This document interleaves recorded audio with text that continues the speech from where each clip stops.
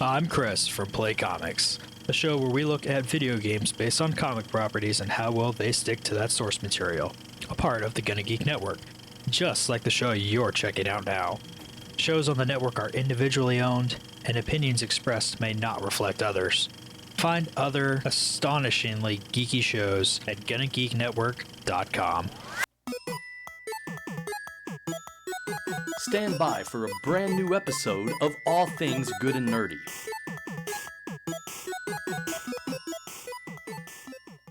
Hey, we're back. We took a few weeks off, but we're back, and we had reasons. Some of which is I fucked up the schedule last week. Some people got married and went on honeymoons. I just don't have any good excuses. We're back, yeah. Welcome to episode 523 of the All Things Good and Nerdy podcast. We're refreshed and recharged and returned, and we're recording this live on May 18th, 2023.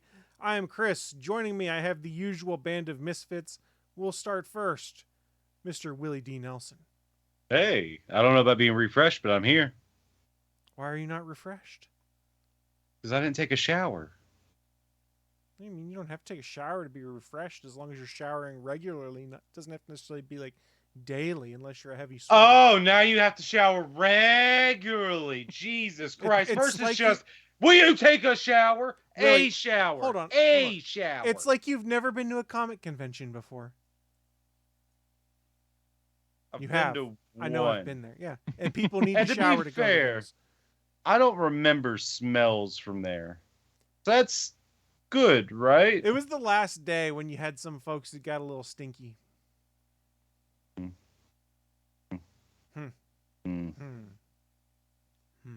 Also joining us, the newly married Anthony Bachman. That's right. It is again Mr. Bachman. He's hitched. You should have put a ring on it. I did. And now there's no escape. Nope. Actually, Well, now I have I two. mean, Willie, Nope. don't advocate murder. Our vows were till death do us part. that's a better option than what I was thinking. Oh, gee. Well, hey, Well, we hope your wife's not listening to the show. no shit. Good thing my wife is upstairs working. Well, okay, first of all, I meant divorce. And I wasn't advocating for divorce. I was saying it is an option. There is an escape. Oh, That's all nope. I meant And by I it. should Not to say that you should, because I don't think you should. But just saying.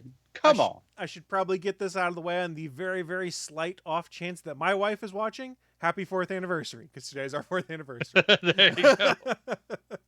Well, Can I and the get best that thing for is, you? the best thing is now, like, there were like fireworks on May the 4th, like the night of our wedding, and like now every year, like there's Star Wars Day, so like I'll never, one, forget our anniversary, and two, Disney's always going to have a celebration on my birthday or on our anniversary, including merch and things like the shirt that my sister got us for our wedding day that say "May the 4th be with you." Nice.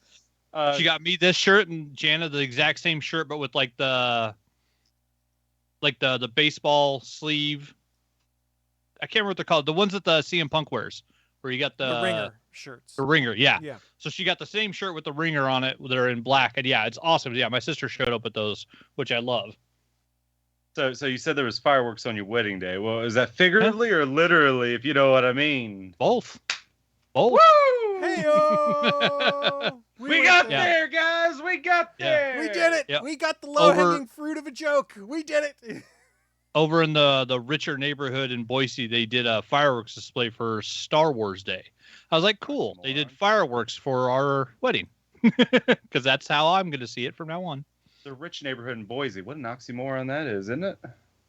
Actually, there's a fairly nice neighborhood over there. That's fair. I don't know Boise. A couple of the guys that helped start Micron and stuff. There's a few rich fools in this valley. I mean, it's closer to Detroit than I am, so I figured it's got to feed Detroit's out, not right? exactly the most wealthy of cities, Willie. That's Haven't my. you That's seen what I'm RoboCop? saying. Actually, I'm pretty sure you're closer to Detroit than I am. Oh, we're gonna have a map off. I'm on it. Yeah.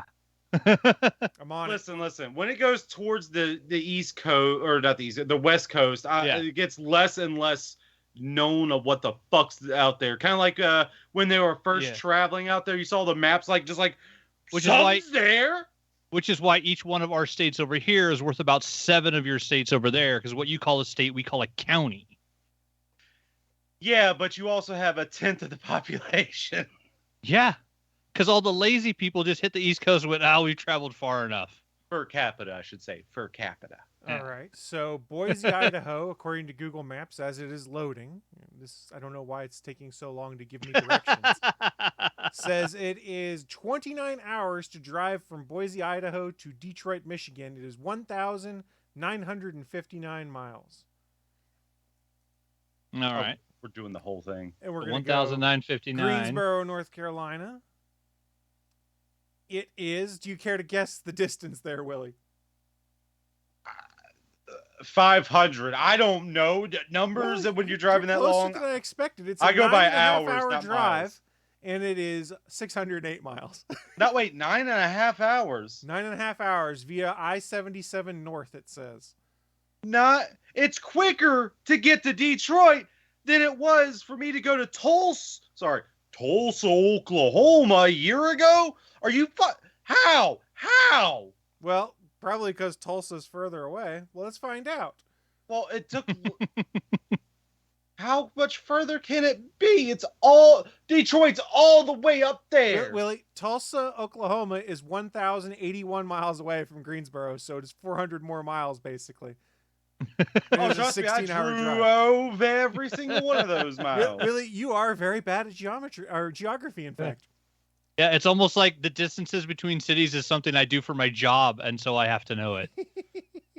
Well, I got no cheating. Chris, it's not that I'm That bad was at just off geography. the top of my head. I just have no depth perception. No, Even when he's looking at a map. I'll allow it just because it was funny. I'll allow it. All right, so we are back. We got stuff to run through. I'm sure when we get to the end with the stuff we've been getting into, Willie and I are going to be vastly overshadowed because we're probably pretty boring in comparison, as we've kind of just stayed home and done the typical Speak stuff. for your fucking self. Willie went on an adventure. He probably went on a couple. It's been, 2 weeks? He stabbed like 3 people with a sword. Okay, 1.5 to be fair. Oh, the blade How didn't do you go all the way stab? through. How do you stab half a person? It only goes in halfway. That would still count as stabbing a whole person, Well, even if you only stabbed them halfway. What if it's like Darth Maul and they've already been cut in half and then he stabbed him? That person. would count. See, there you go. My lawyer says I can't disclose how you can stab half a person. That's probably smart. It's just gonna mess with your And legal let's move on with the joke from this. Oh, okay, good. All right, so since Willie's lawyer has said we need to move on, we're just going to do exactly that and move on. Live from the ATGN studios on the internet, it's the news of the week.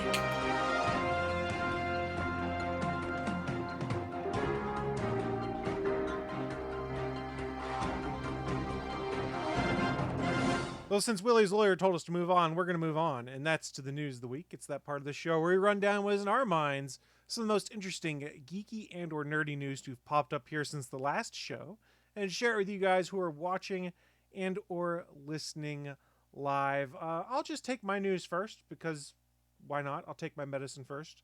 We'll talk about a game that just came out last week that sadly I've only gotten to play a couple hours of just because I've gotten distracted with other stuff and I need to put more time into it.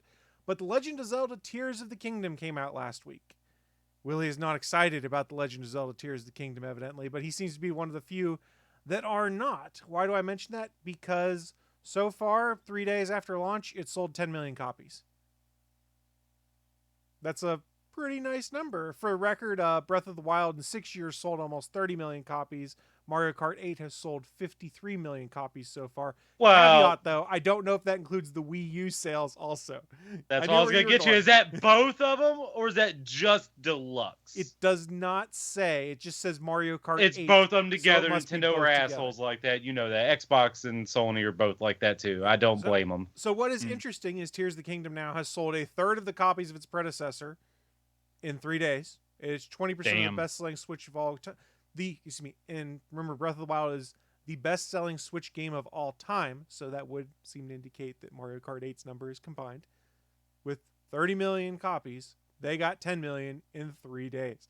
We should also keep in mind, for people that are performance I don't know the right way to put this, who are all about the Performance-driven? performance of consoles and It's stuff a like this. Switch. Yeah, this is a Switch, 6-year-old hardware, locked at 30 frames per second. The game is fantastic. It's It got 6. 9.8s and 10s across the board and stuff like that. You go and look at the reviews for Tears of the Kingdom. It was fantastic. There's no battle pass. It's open world, single player game. It's almost like there's a demand for these kind of games. Who would have thought? Almost. Who Who'd have thought? thunk it? That's more what I wanted to bring up. Now, what is kind of neat on this one is there's a mechanic now where you can kind of craft and construct your own things. For instance, I'm very early on in the wow, I can't even think of the right word I'm trying to look for. Tutorial? That's it. Jeez Louise, I take a few weeks off, I lose the ability to talk. Where they're getting you used to your abilities as you unlock them. And you have, I think it's called the Ultra Hand. Basically, your arm gets replaced with another arm. And it has powers. Like, all of the powers you had in Breath of the Wild are gone. And what it's teaching me right now is how I can lift and mold things together. So I literally made myself a boat. I chopped down 3 trees, turned them into logs, glued them together, put a sail on top of it, and dropped it in the water, and then sat on the boat and sailed across a lake to get to the other side because I couldn't swim it. Nice. I broke a weapon, so then I just glued 2 weapons together and had a long spear. Did you attach a spear and a spear like I've been seeing, or a rake and a rake? My favorite it's just 2 rakes merged together. Like, what are we doing here, Nintendo? I also What like is the ones this? that's like attaching a rocket to your shield, so you go to block and it shoots you straight up in the air. So Why you does can it get shoot up you straight up in the air? because you hold the shield out like this in front of you, and the rocket is facing upwards, so it shoots you straight up. Are you saying rock or Rocket. rocket? Rocket. Okay. I Rocket. heard rock. I was Now like, you can what's a take rock doing? you can take a boulder and attach it to a stick and basically make a giant sledgehammer that'll knock down walls Rock and stuff. stick. Yeah. Hell yeah. I haven't gotten to go and do a bunch of creative stuff yet, but there are people that have been posting things they've done online because, as the internet is wont to do, they want to share what they make. I've seen people make race cars. I saw someone make, because the internet has to make dicks about everything, they literally made a statue that had a giant dick and balls, and Link shot the shaft of the dick with his I arrow, saw that. and it lit it on fire.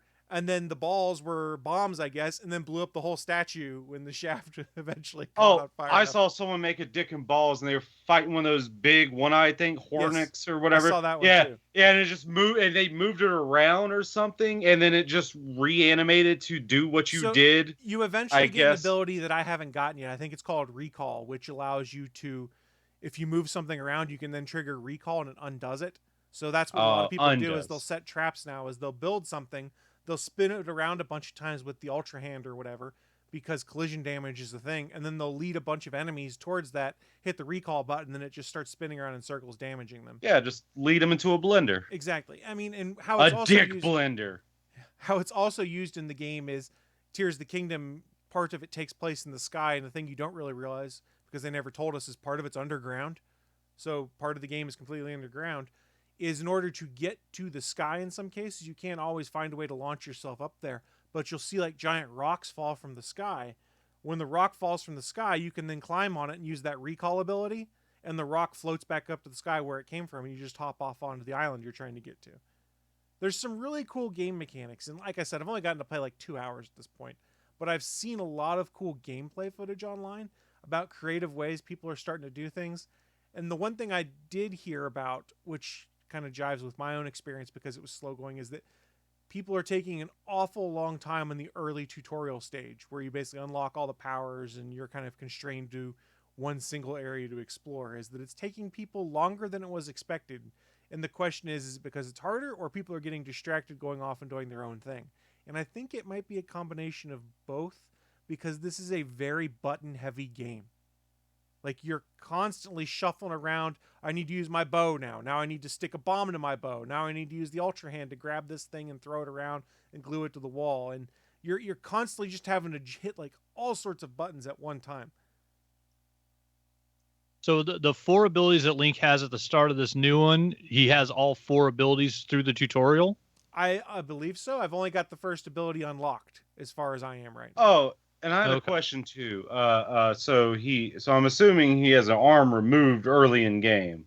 Within the first 10 minutes of the game, basically. How the fuck does that, like, I just forget how to use this Sheikah Slate or whatever the fuck it was called in Sheikah Breath Slate of the doesn't Wild. exist in this game. You have a new thing that looks What exactly like happened a to Nintendo it? Switch.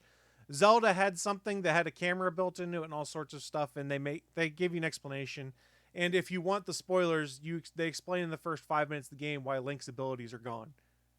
Yeah, but I just don't understand how that relates to like, well, I can't do shit anymore. So- Better learn new shit. So here's the thing. They literally show, like, when you start the game, you're following Zelda down into a cave. You have 2 rows of hearts, and I think it's like 2 rows of 15 hearts. Let me guess. You 127 your hours yourself. No, you don't. But what happens is you're exploring this dark cave, and eventually you find a room that looks like it is Ganon being contained, and the arm that we eventually get, all that's there is the arm holding his chest down. The arm, when you come in there, evidently is weakening or whatever. It falls off of him. Ganon revives, so he blasts dark energy at Zelda, and Link intercepts it with the Master Sword.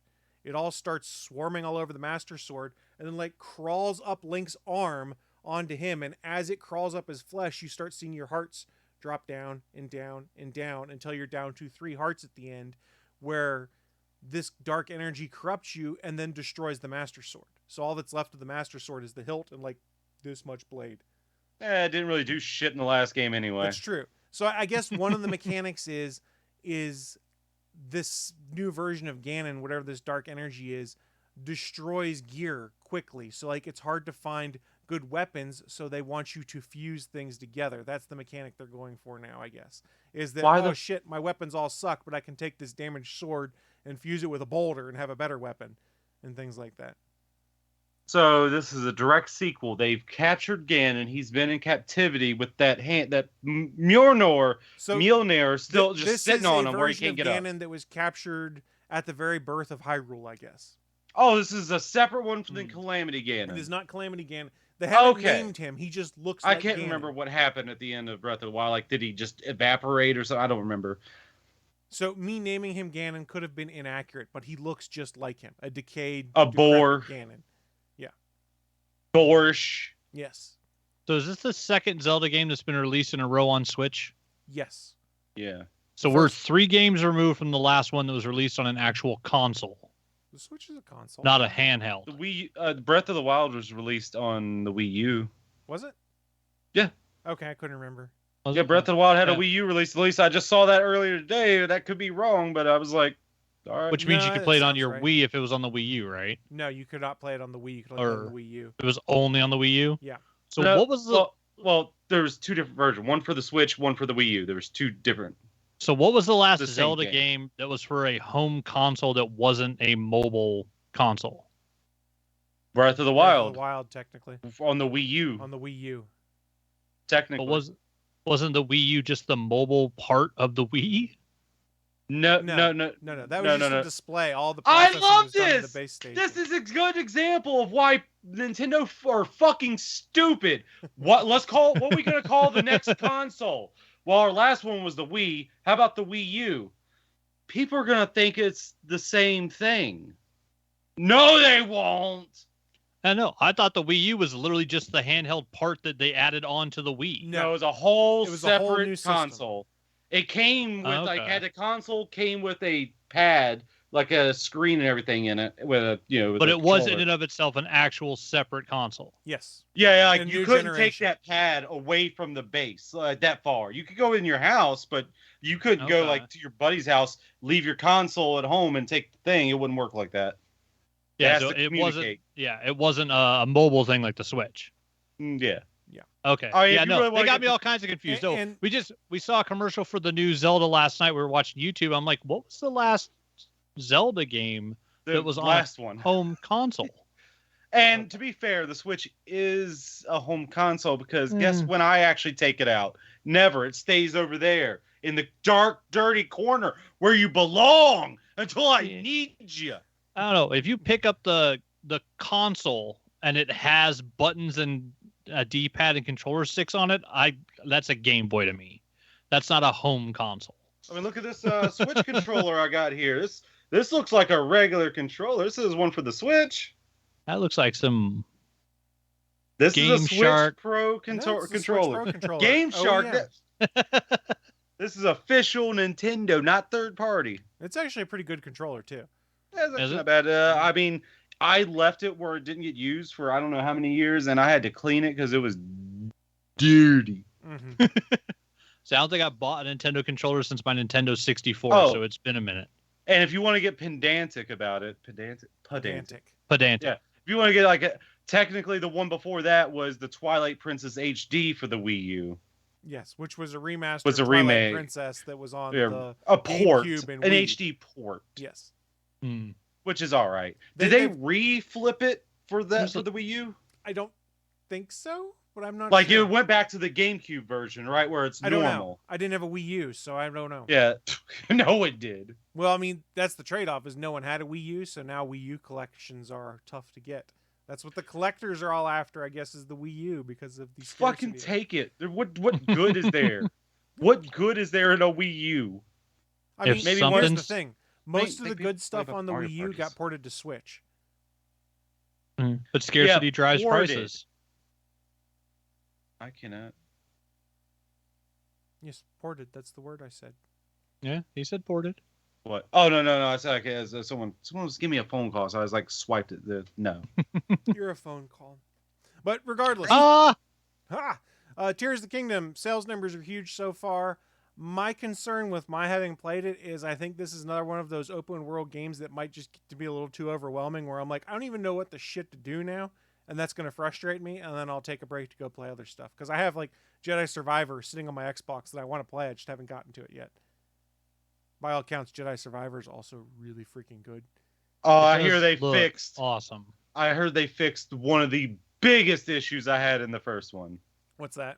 Traversal. Oh, I hope It so. sucked to high hell. Well, you have a in the old grapple one. gun now, basically. Well, no. What I mean is, like, it was like a linear map that you had to work your way all the way back Oh, after yes. you go into it. Like, Yeah. backtracking sucks, especially if you have to go back in to find some collectibles you missed. Yeah.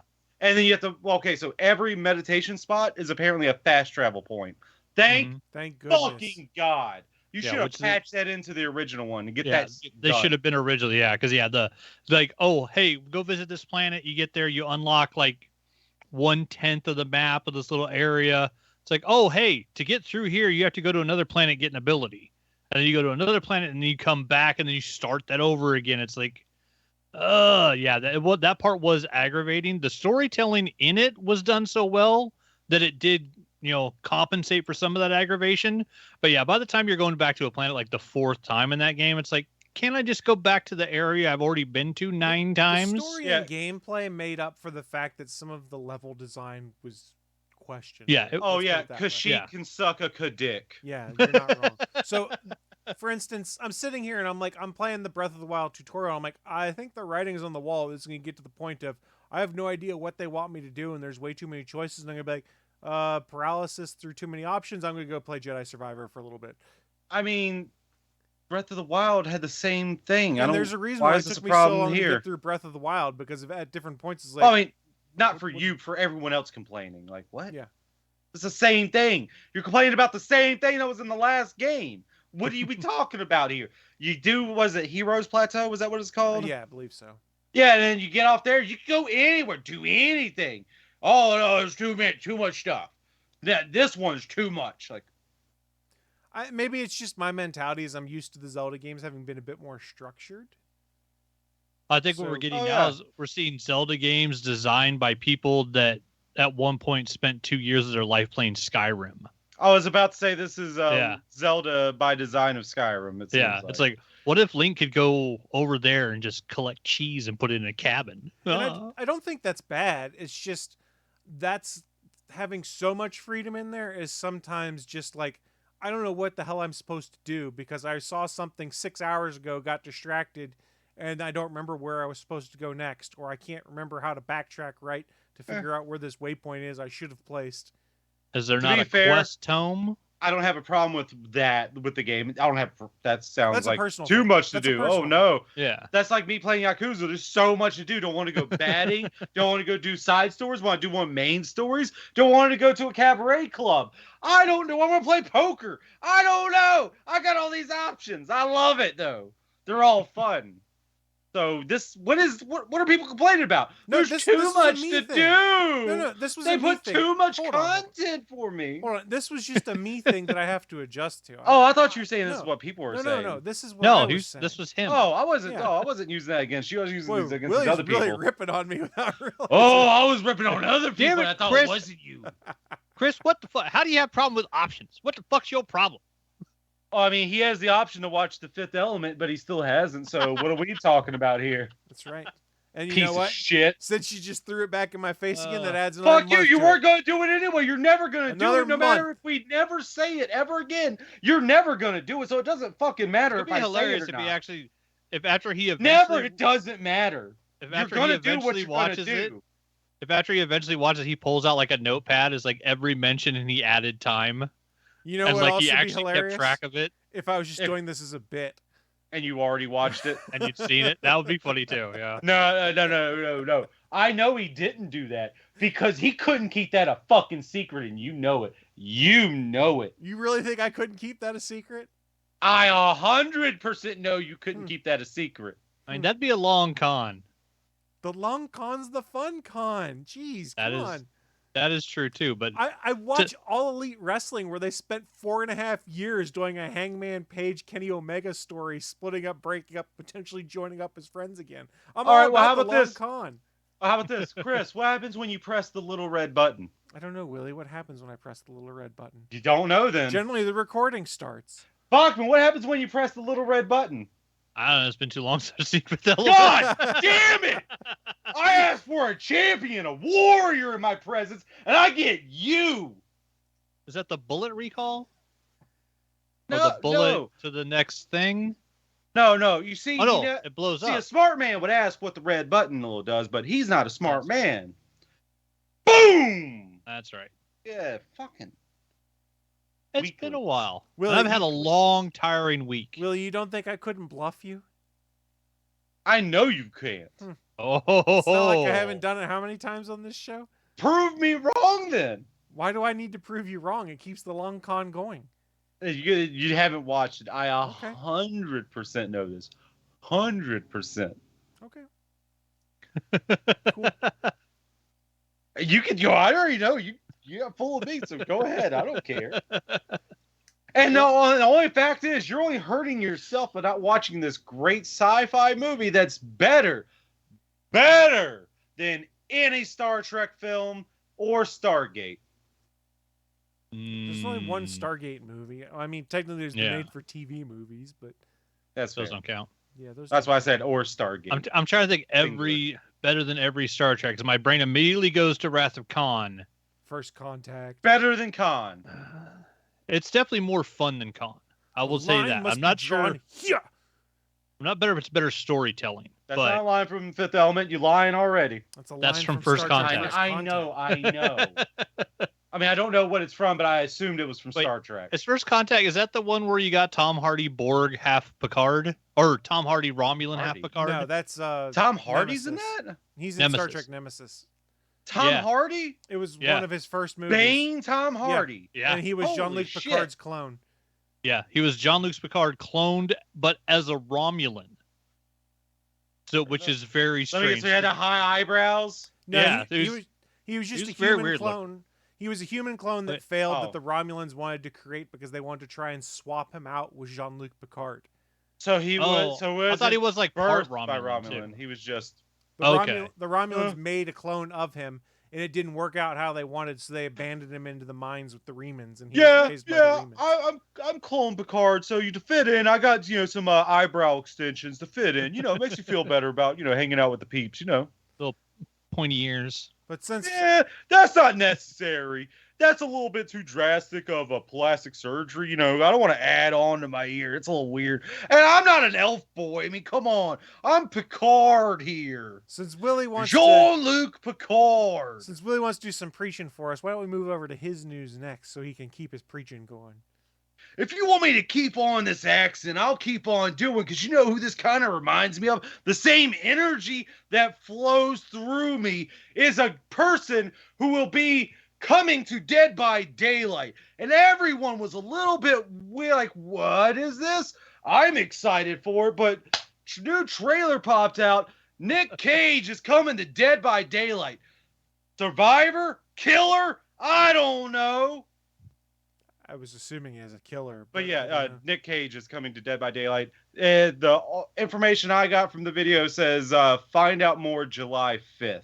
Yeah. Bachman, do you have any more information on that? Because that's all I got. Hybrid Panda put up a video like 4 hours after that trailer came out, and the DVD leaks community, which there's a lot of them that do pretty well of like going through the source code, seeing stuff that's been updated in the game in the background, finding sound files that are labeled, and then extrapolating data from there. Supposedly they had already said that the new killer was going to be the Singularity, which we saw that because DVD also dropped that trailer for we're getting an alien world, we're getting an alien kind of biotech killer, and what looks like an actual space astronaut as a survivor. So all three of those are coming, and then the follow-up is supposed to be June we get that, July we get Nic Cage as a survivor. Oh, they said survivor. Yeah, so supposedly as a survivor. Yeah, but it would be awesome. That's if it was Nic Cage as a killer, but I don't know. Castor Troy coming in. Well, I want his face. Oh. So then, what do you do on the IP of that? Where you have the IP of the characters he's played. Come on, John Boy, don't be a pussy. Give us let us use the IP. Well, I'm saying we didn't get, Bruce Campbell in the game. We got Ashley Williams in the game from Evil Dead. Therefore, we got Ash's puppet hand. Ash Williams, we got Bruce Campbell, same person. Who cares? It lives the same life. Doesn't really come. I'm just kidding. Yeah, it is kind of the same person. But in that aspect, we got all of Ash's costumes. So if we're getting Nic Cage, most of them, are we getting Nic Cage from the Unbearable Weight of Talent? And so therefore we can access all of his films? Did he give Behavior some type of agreement where you can do that? I don't think he can, right? So you can't have wind through your hair and I was thinking Con Air, white tank top Con Air, running around, stop unhooking a killer, unhooking someone saying put the bunny back in the box. You know what skin I want? Octopus Nic Cage. For you Octopus audio Cage. listeners, is Nictopus Cage here. Cephalopod Cage. God, I love that sound. But yeah, the first question I got is well, if we get him a survivor, what outfits do we get? But it's also Nic Cage, and he's worn some outlandish shit all on his own. Now, I never outside of watched movies. What was that curse word movie or thing on Netflix that he was that was narrating or something? I can't remember. Just Fuck or something was it called? Oh, I know what you're talking about, but I can't The think of what curse. it's called. Yeah, it's about cursing or something. That's all. I can't remember. I There never was a watched it. documentary about cursing. But I just remember him like a smoking jacket, like doing that. I remember seeing that image for when he was doing that, and that's what this kind of looks like. Him showing up. They had the model in the trailer of him, and it looks like he was wearing like a smoking jacket of some kind. So that's what kind of reminded me of. So I don't know if there's gonna be I would love to run around and fucking mullet brandished, wife beater. I gotta save, fucking. Fuck you, Cyrus the Virus. He claims to kill more people than cancer. Yeah, why is that a line in the movie? I just don't know what we're gonna get when we get Nic Cage. It's awesome and it's very cool, but it's posed a lot of questions. I think it'd be cheap to get the Willie's Wonderland outfit where he's just the janitor, which once again in my own headcanon for that movie, it doesn't really affect anything. Just that's Nic Cage, actual Nic Cage, and just no one recognizes him in that little podunk town. That's just my own headcanon. So you guys who have had your own issues with Dead by Daylight from time to time and have had varying play times put into it, does this make you want to play the game more when Nic Cage is added in than you have as of late? That's definitely got me more excited. Yeah, because I haven't wanted to play that game in a while. To be fair, Bachman has been the one that has been far more critical towards Dead by Daylight than Willie. Oh, yeah. Yeah. Listen, I show up and I play until I don't have fun, and then guess what I do when I don't have fun anymore? I stop then I come back to it. I want to have more fun with it. I like that's enough Dead by Daylight for right now. I had my fun, had some good chases. I'm gonna end on a high note. I'm not gonna get pissy at it. You go on Twitter and Yeah. stir up the masses. That's what you do. No, I'm just kidding. Oh, I've said some wonky ass shit at some weird ass people who are saying some wonky ass shit. And side note, don't let me forget it when we transition off this news. I have some breaking news that literally just popped up on Twitter. Uh-oh. I will remind Good or you. bad? Uh-oh. Interesting. Willie, did you see the actual the trailer that was leaked though of the new Singularity? updated space chapter? Yeah, for No, Singularity. I have not. I have not. Hello, Mr. Cage. As Thank you hybrid, very much. I'm glad to be here. Hybrid Panda put it That up on wasn't his that channel, bad. so anybody who hasn't seen it, like, it's worth looking or it's worth watching. And it, I mean, with it coming out like a week ahead, like it's not months ahead to spoil it, but it looks like the actual trailer. And the weirdest thing I thought about was like, the killer looks kind of cool, the survivor looks kind of cool.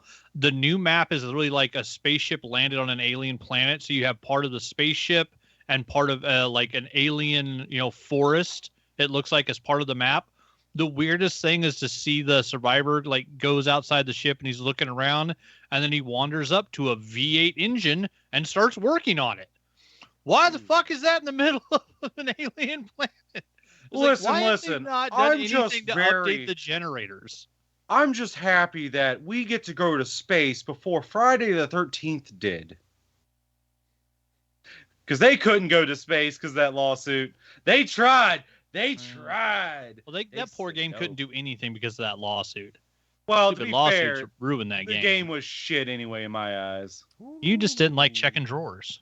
Oh, so much fun. Is there anything in this drawer? No. Anything in this drawer? Yes, but I already got one, so can't use. Already got a map. That game was only fun as a survivor, dying fast enough to come back as Tommy Jarvis with a shotgun. And then go looking for You Jason. get one shot. And Yeah, a but it was double barrel fun. shotgun. You get one shot. Yeah, I forgot that. That part was stupid too. How does it only have one shell? I come to fight Jason. I come prepared with one shell. One shotgun shell. What I the only fuck? need the one. I mean, I get it in a game mechanical sense, but what sense does this fucking make? Yeah, your game mechanics should, coincide somehow with storytelling. I mean, all Not those wrong. bears that are probably in the wood, they couldn't like have more shells just laying around. Or check the drawers. Yeah, there are no shells. Every gun just is already preloaded. They're all preloaded. Yeah. Holy shit, that's even crazier. I never thought about that. Well, I mean, out in the What woods, you the keep your fuck? guns loaded. But yeah, there should be more shells in all those drawers that you can check in all They're those just cabins. laying on tables where anyone can just grab it and start firing. Like, one bullet, but I mean, still. God, that's But so no, stupid. I'm definitely more excited for DBD than I have been in a while. The new season, the Anniversary 7 stuff looks good. Yeah, I like going to space. I like space. There you go. Space Yeah. is the place, So you're if you talking know about what I space, mean. Huh? That transitions nicely into the breaking Ooh. news I had. I'm for glad to help. you. It was inadvertent, but well played. Breaking news: Star Wars Galactic Starcruiser will make its final voyage on September 28th, 2023. New bookings for voyages through September 28th will Oh, be temporarily paused while the booking team contacts guests with voyages scheduled after September 30th through the end of the year to reschedule them. I so missed hearing you say cruise, and I was so confused. Like, what the So, fuck? for those that are unaware, Star Wars Galactic Starcruiser was the super immersive interactive experience where basically for 2 days you're on a starship that sails from Batu and has all sorts of different events going on inside. You can side with the First Order or the Resistance and meet Chewie and all sorts of different characters. It's basically LARPing Star Wars Hotel is what it was. And it was like $6,000 for 2 days, Yeah, which it was they not just cheap. they redid all of it because a bunch of YouTubers, we just watched a bunch of videos last night. Like Dano, Peter and Kitcher from Ordinary Adventures, a bunch of people had just gone back because they'd redone a whole bunch of the experiences, changed up, like the menus, the drinks, different things that you could do, and like actually had like a Zen garden now where you could go and test your Jedi powers and you could force move rocks like in the garden, which was kind of a cool idea. But yeah, so they're shutting it down now. It is shutting down after September 28th. There will be no more Galactic Starcruiser, and I sort of see how it might happen. And I think we've talked about it on the show before. Is that it looks like a really cool experience, but you go and look at what it costs to do 2 days of a Galactic Starcruiser, and you can do like a full week of Disney and Universal and other stuff, because it's like $6,000 for 2 days. Now the $6,000 pays for everything while you're doing it, aside from any souvenirs you want to buy when you go to Batu. So if you want to build a lightsaber or whatnot, you would have to do that on your own. But I believe almost all your food and drink is covered. All the food and drink is covered, stuff like that. But $6,000 for a 2-day experience is tough. And that was for 2 people, I think it was. I don't remember what it was for larger families. The numbers on it were outrageous, and I think that's why it was weird, because like there was a huge thing when it opened, and a whole bunch of people were talking about it. They brought a whole bunch of YouTubers in, a bunch of, social media people. Everybody made videos about it, saying the good and the bad versus the cost. And basically, like, even people that like Disney paid to go there are like, this costs too much. Like, there's no way the average family is going to take their family of 4. Because in like the original design, like that. Yeah, well, like in the original design, like you got there and they handed you clothing that was going to be part of your immersive experience. And they pulled that and added it to the shop. It's like, oh, well, you can go buy clothes so you can look like you're in Star Wars, or you can be standing next to a kid wearing his Bart Simpson t-shirt. And then that will, pull everybody out of the immersive experience, because the random kid next to you is wearing jeans. Eat my shorts. Yeah, exactly. And so it went from being like a fully immersive experience that was highly expensive to, well, we're going to pull back on the immersion a little bit, and it's still going to be super expensive. So we had our numbers off a little bit. Okay, but then after like the launch, there was almost nothing mentioned about it for basically a year. I mean, it's one of those things, you do it once, and if you're a YouTuber, you show it off once. Yeah. What else? I mean, there's different paths of things you can do if you decide with the Resistance or the First Order, but I don't know that I'm curious enough to be like, well, I'm going to spend another $5,000 basically, because they said here 2 guests staying in a standard cabin is $4,800. That's 2 days, 2 breakfast, 2 lunch, 2 dinner meals per guest, unlimited beverages of green or blue milk, and then entry into Disney's Hollywood Studios for 1 day with a quick service meal. You also get valet parking and a Star Cruiser Magic Band. I'm sorry, did you say the 2, you could either be Rebels or First Order? You can sort of choose who you want to side with in there, or you can just choose to hang out and do nothing. If I pay $6,000, I'm going around that fucking place yelling "Roger, Roger" to the top of my goddamn lungs, because I'm a droid through and through, baby. It's $4,800 for 2. When you get to 2 adults and a child, it was $5,299, and 4 guests, which was 3 adults and 1 child. I don't know how they broke it down that way. Was $5,999.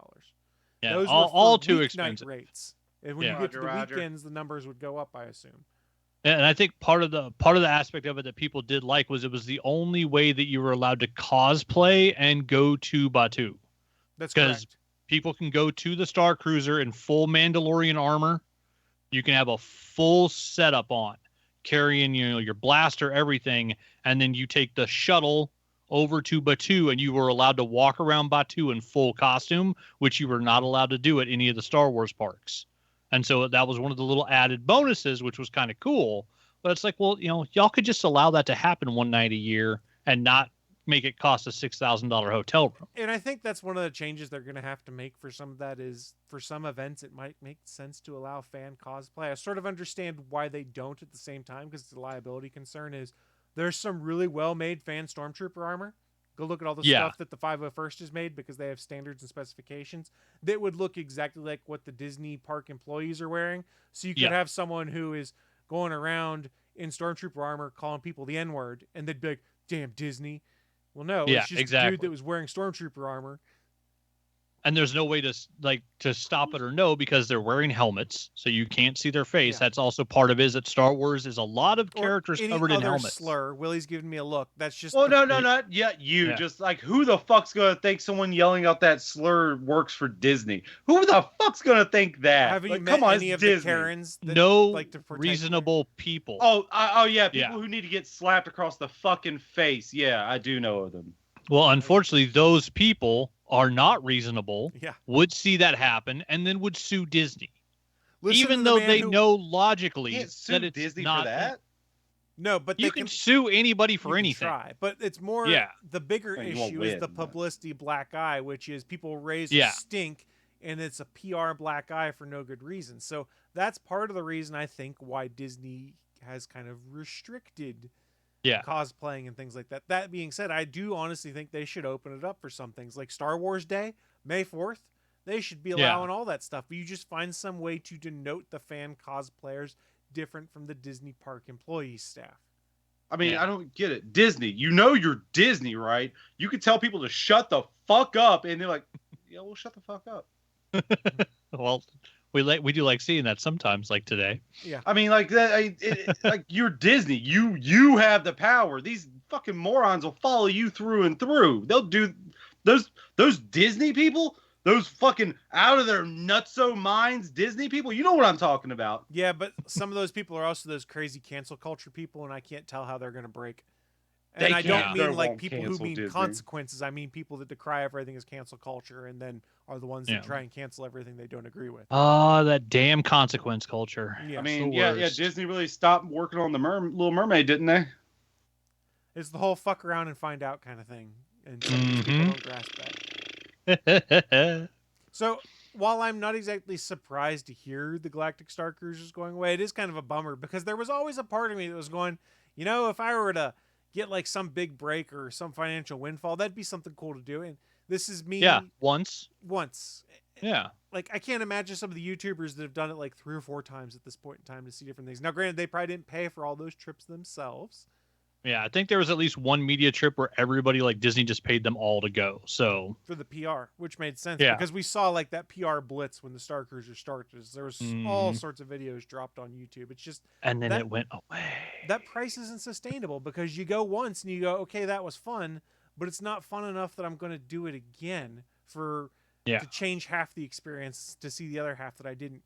That's a lot of money, and you can spend it very differently and get a lot more in Florida at in Orlando.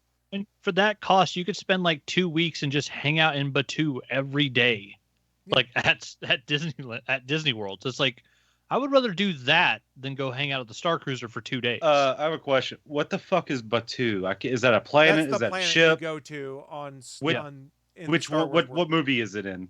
It's not. Which one is it? It's just referenced at one point. It's a planet created for the parks. And then they actually started writing like fiction based on it. So it is a planet in the Star Wars galaxy that's never been visited during any of the movies or cartoons. But it's a planet where this system exists that's between, like, it's not held by rebels. There's no rebel base there, but it's also not held by the First Order. It's a demilitarized zone. It's an independent planet. Yeah, it's like an independent. That's better. It's like an independent trading post. Because it's called the Black Spire Trading Post, but it's on the planet Batu. And so now when you go to Disney World, you're at Batu East. And when you go to Disneyland, you're at Batu West. So, Bachman, would you rather spend $6,000 to go to that? Or would you rather spend $6,000 to go to Floston Paradise? Ooh, that's a good choice. I know. Chris, how about you? Where would you rather go to Floston Paradise? I'd go to Star Wars Land. Being that I've been to Batu, I think I would spend $6,000 to go to Floston Paradise because it's green. It's green. It's super green. I would go to Star Wars. Yeah, I bet you would. Really for a man who's never seen Floston Paradise. Chris Long Con Farrell. See, the long con is that he's pretending that he has, but he really hasn't. That's the long con. That's the long con. You didn't know what the fuck I was talking about Floston Paradise. We all know that. Yeah. Maybe we'll find out someday. I'm sorry, I didn't say it right. Floston Paradise! There it is. That's the right way of saying it. Well, thank you, Willie.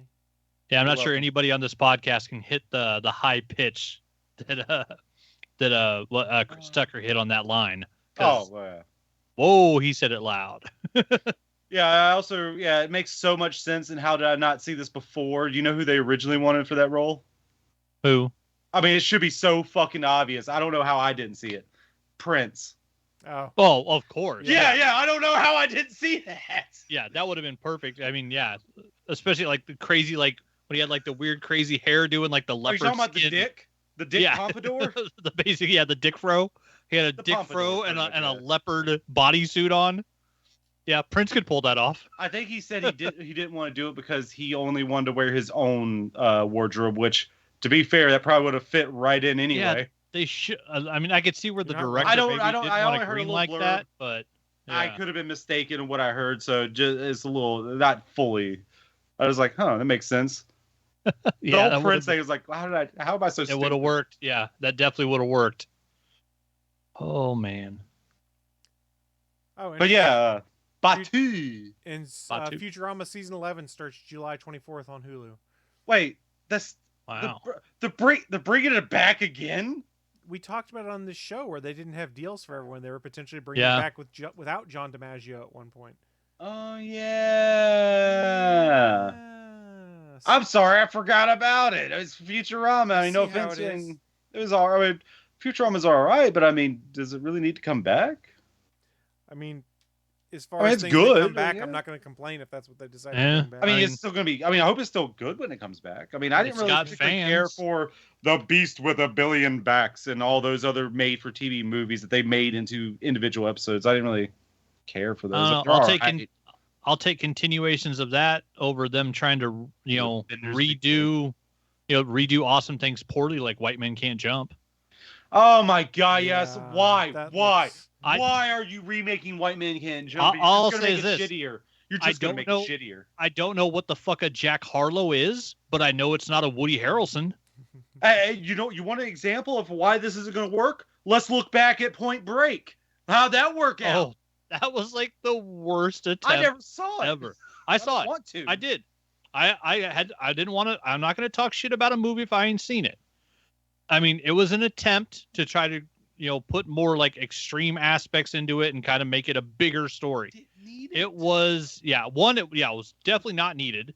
They could have called that movie anything because it had almost nothing to do with the original Point Break. Did they wear presidential mask? Don't think so. Then what the? That's not. If they Yeah. did that, then yeah, that's a good enough thing for me. Well, because these weren't Presidential guys. mask. These weren't guys hijacking banks in California. These were guys hijacking like federal airplane shipments It's not going Point to. They Break. went to events. Fast and Furious land, didn't they? Exactly. Yeah, it was basically Oh trying my to. It was trying to God. take the base idea of Point Break and make a Fast and the Furious movie, and it was No. not well done. No. Yeah, it Bad. was very very poorly done. We have that coming out this week, too, which I've heard is not so good. God damn. Oh, are Fast they going to X10? keep Jeopardy Yeah. in there? That was a big play on it. Was Jeopardy? They going to keep that in there? I want that woman to win the money on Jeopardy. I She don't was know. smart Jeopardy as was fuck. in there at all. I want to be on Jeopardy. I can do it. I play I don't Jeopardy know. all the time. I'm like, easily that. I don't Jimmy know. fucking Carter. How's I'm your- sorry. how's Who your- is? How's your buzz-in Yeah. skills? It's all what about it the really speed is. on the thumb. Oh, fasten your seatbelts though is looking so good. They're saying that they're doing 2 sequels now for the finale instead of just one. Of what? It's going to be a 3-part finale now instead of a 2-part finale Of for what? fasten your seatbelts. So they have an end in sight, I guess. Fast Oh, 10's the okay. final one, and then it was going to be Fast 10 was going to have 2 parts, and now it's potentially going to have 3 parts. Are they going to turn Yeah. into Final Fantasy where it's Fast 10-2? Faster my 10 God. too? I Yeah, hope they go with possibly. Final Fantasy rules with Fast naming and- this stupid shit. Then Fast you get 10, Fast 2 of and your Furious seatbelts. Duodecum. I fucking love it. Let's do it. If you guys don't remember, was that Final Fantasy? It was a fighting game. I can't remember what it was called. Oh, I can't remember if it had, but it was Final Fantasy, whatever the subtitle was, and What, then Tactics? Duodecum. No, it was No, it was the fighting game. Oh God, it was for the PSP. The first one came out, then the second one, it was like a fighting game, a real-time fighting game, like You a mean 3D Tactics? arena fighting game. And the sequel for the PSP was called Final Fantasy blah blah blah Duodecum. I was like, what the fuck is it was. Sure. What was it? Decidia or something like that? that was the one that came out on the consoles that was like a free-to-play thing. I don't know. I never downloaded, played it. I'm not gonna lie, that fighting system, because I had that on the PSP. It was fun and it worked. It would have been great if they put that to like a Dragon Ball Z game, that fighting style. That would have been awesome. There's a PS4 version of Dissidia, it says on here. Yeah, that's the console Okay. version. It's like a third in the series Sorry, of the I was fighting thinking since you Final were Fantasy saying games. PS3, it was around the same. Or not No, PS3, PSP. PSP. Sorry, since you were saying PSP, I assumed it was around the same generation of the consoles Well, that were yeah. out then. Yeah, it was. The PSP was still out when the PS4 was out? Well, well, the first I two guess. came out on the PSP. You know, time is linear, right? No. You I start don't. at one Explain point it and you to keep me. on going. Time I You is a don't know, flat first circle. game comes out, second game comes out. Oh, look, What? PS3 comes out, or This makes no PS4 comes sense. out. I'm That's so how it works. confused. Yeah, it looks like it's called Dissidia Duodecum. Dissidia, that's what it is. Dissidia. Dissidia. Yeah, Yeah. which is a weird ass name. Yeah. Dissidia. Yeah, then the sequel, Dissidia Duodecum, is like, I had to That's look up weird. how to pronounce this. Like, all right, that's how you do it. Well, you got a duo of characters. You're gonna deck them. Oh, makes sense to me. There's more than 2 characters. Well, not fighting at a time, right?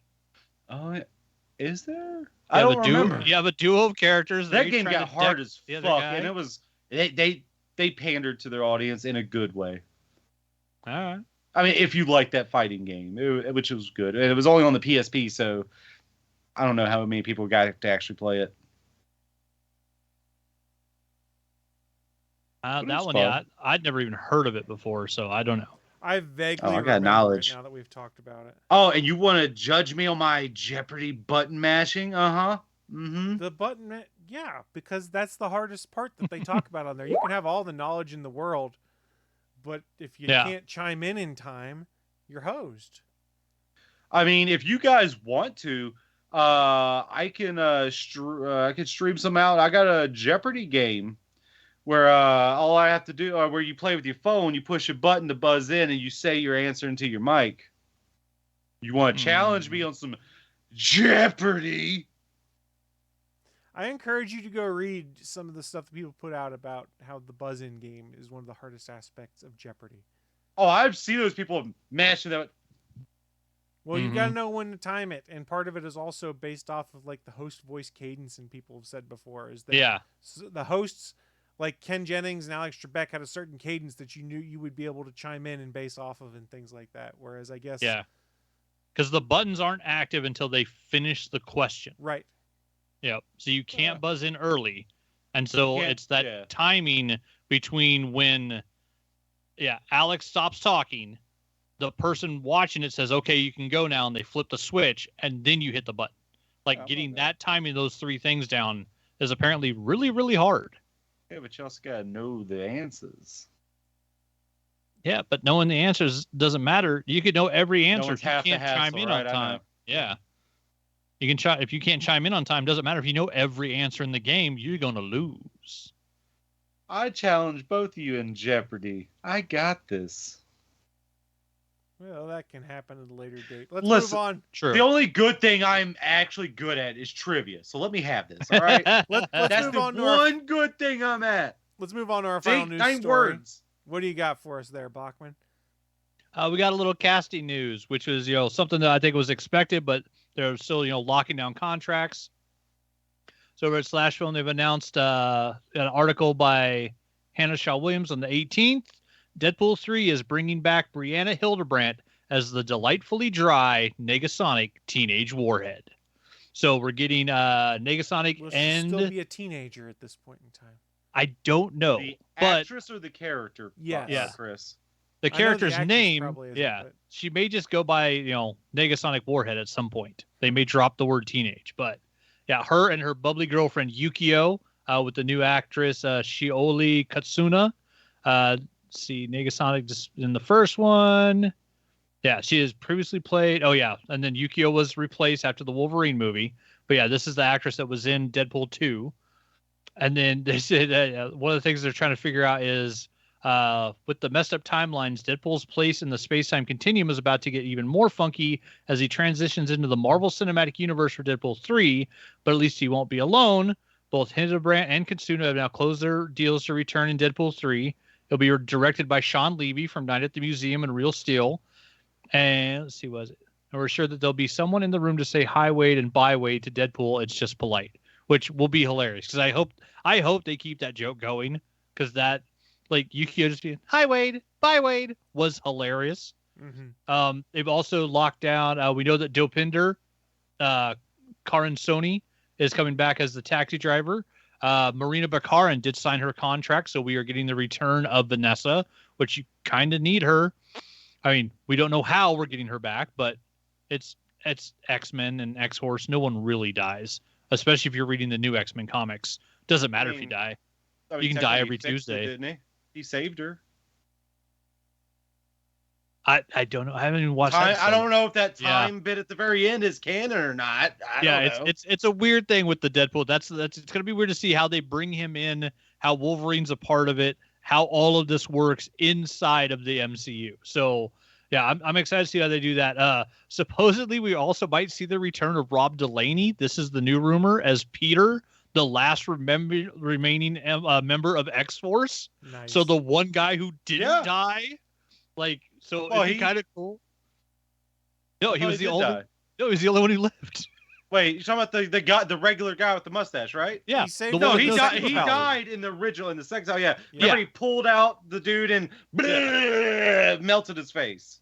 Yeah, but so he did die. They all died in the movie, but then in the redo, he lives. Redo. Well, yeah, that's why it's all.